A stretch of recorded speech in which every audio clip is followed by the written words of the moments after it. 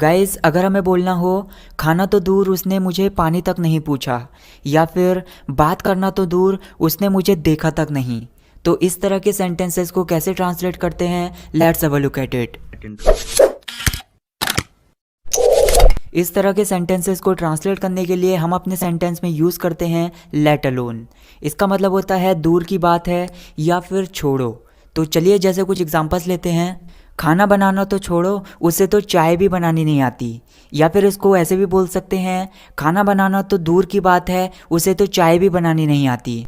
She didn't even know how to make tea, let alone cook food. यहाँ पर हम खाना बनाना तो छोड़ो या फिर खाना बनाना तो दूर की बात है, इसको हम ट्रांसलेट कर रहे हैं लेट अलोन कुक फूड। और नोटिस करने वाली बात यह है, यहाँ पर लेट अलोन के बाद हम वर्ब की फर्स्ट फॉर्म यूज़ करते हैं।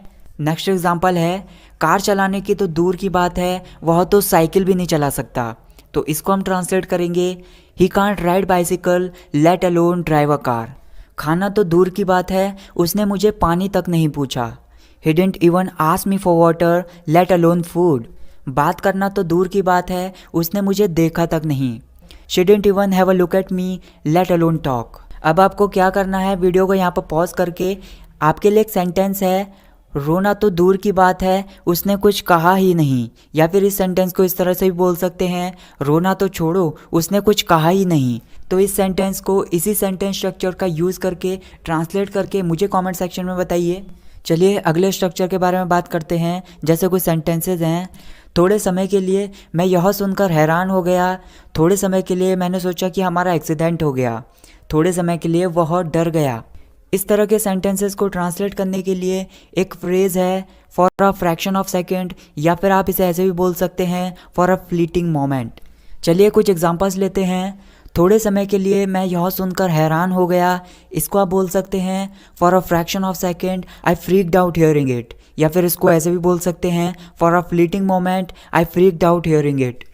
थोड़े समय के लिए मैंने सोचा हमारा एक्सीडेंट हो जाएगा, for a fleeting moment I thought we would meet with an accident.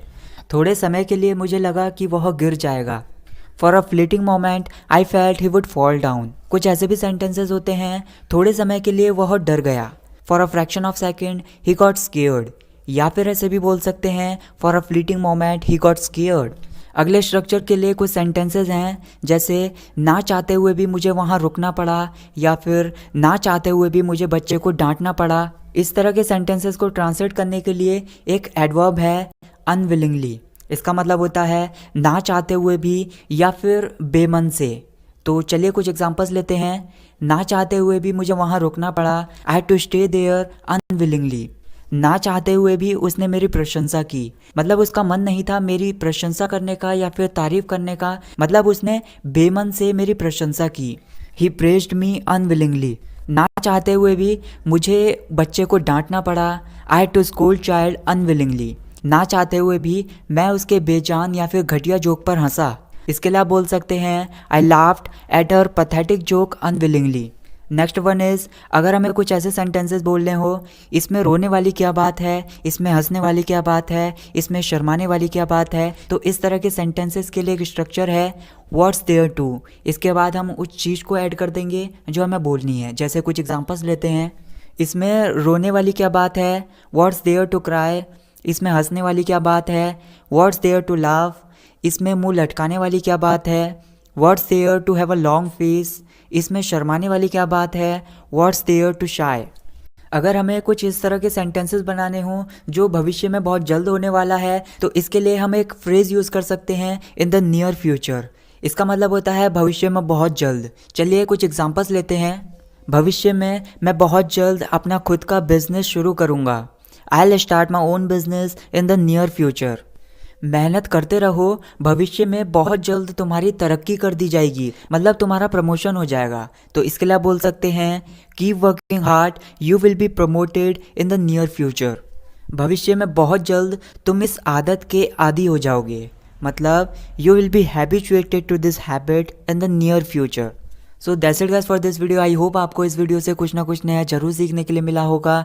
तो गाइज आपके लिए होमवर्क है, आपके सामने दो वर्ड्स हैं, ईजी गोइंग एंड नेगोशिएट।